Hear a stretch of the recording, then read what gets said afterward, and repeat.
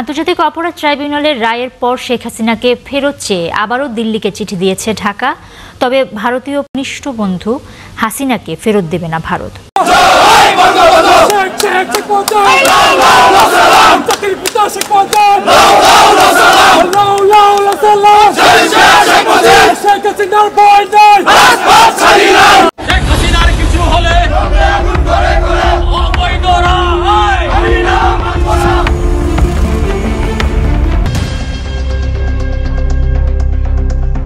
বাংলাদেশ কাঁপানো রাজনৈতিক দলের প্রধান ক্ষমতাচ্যুত শেখ হাসিনার মৃত্যুদণ্ড ঘিরে এবার দেশের বিভিন্ন জায়গায় নাশকতা দেখা গিয়েছে। সেই সাথে আওয়ামী লীগ পক্ষে এবার আইনজীবীদের স্লোগানের বেশ কিছু ভিডিও সামাজিক যোগাযোগ মাধ্যমে বেশ ভাইরাল হয়েছে। 5-8টার সময় নেই, এখন দেশের পরিস্থিতি খুব খারাপ, আমরা 5-8 দিন ভুলে গেছি।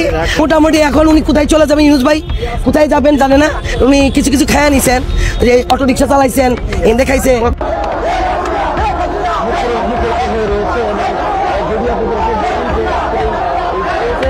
আওয়ামী লীগ এখনও মনে করেন এই বর্তমান অন্তর্বর্তীকালীন সরকার ডক্টর মোহাম্মদ ইউনুসের নির্দেশে এই রায় দেওয়া হয়েছে।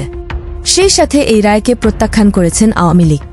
শুধু কি তাই, মানবতাবিরোধী অপরাধের রায় শেখ হাসিনার শোনার পর ফেসবুকে পোস্ট করার কারণে ঢাকা ডেপুটি রেজিস্ট্রার লাবলুকে পুলিশের হাতে সোপর্দ করেছেন ঢাবির শিক্ষার্থীরা।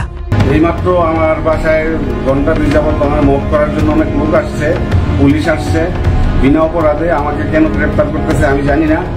আমি আমার বাসায় ছিলাম, এখনো বাসায় আছি, এখন আমাকে সকলে মিলে ধরে নিয়ে যাচ্ছে। যে দেশে আওয়ামী লীগ নিয়ে কথা বললেই আপনিও যে কোনো সময় গ্রেফতার হতে পারেন, এই হল বর্তমান বাংলাদেশের পরিস্থিতি। আওয়ামী লীগের দাবি, এই অন্তর্বর্তীকালীন সরকার পরিকল্পিতভাবে ছাত্রদের উস্কে দিয়ে দেশে নাশকতা করে 24শে জুলাই সৃষ্টি করেছে এবং সেই আন্দোলনে অনেক ছাত্ররা থেকে শুরু করে দেশের নানান পেশার মানুষ জীবন দিয়েছে। ঠিক এই নাশকতা রক্ষা করার জন্য আওয়ামী লীগ অনেক চেষ্টাই করেছে, কিন্তু তারা ব্যর্থ হয়েছে।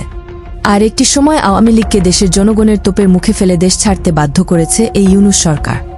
সেই ইউনুসের সরকার থাকাকালীন এই বিচারপতি নিয়োগ দিয়ে ক্ষমতাচ্যুত শেখ হাসিনার আন্তর্জাতিক অপরাধ ট্রাইব্যুনালে মৃত্যুদণ্ড ঘোষণা করা হয়েছে, যেখানে শেখ হাসিনার কোনো বক্তব্য বা সাক্ষাৎকার নেই। এককভাবেই এই রায় কার্যকর করা হয়েছে বলে জানিয়েছেন আওয়ামী লীগ।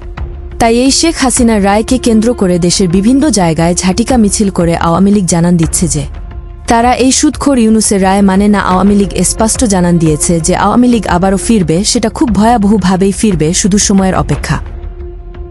সজীব ওয়াজেদ জয় তার মার মৃত্যুদণ্ডের রায় হতে যাচ্ছে, সেটা জানিয়ে আন্তর্জাতিক সংবাদ সংস্থাকে সরাসরি বলেছেন যে আন্তর্জাতিক সম্প্রদায় যদি বাংলাদেশের রাজনৈতিক পরিস্থিতি নিয়ে, যেখানে আওয়ামী লীগের রাজনীতিকে নিষিদ্ধ করা হয়েছে, সেই পরিস্থিতি নিয়ে কোনো পদক্ষেপ না নেয়, মানে আওয়ামী লীগের ওপর থেকে নিষেধাজ্ঞা সরিয়ে নিতে সক্রিয় না হয়, তাহলে নিশ্চিতভাবে বাংলাদেশে সহিংসতা বাড়বে।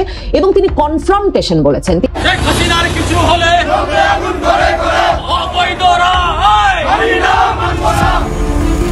5-8টার সময় নেই, এখন দেশের পরিস্থিতি খুব খারাপ, আমরা 5-8 দিন ভুলে গেছি।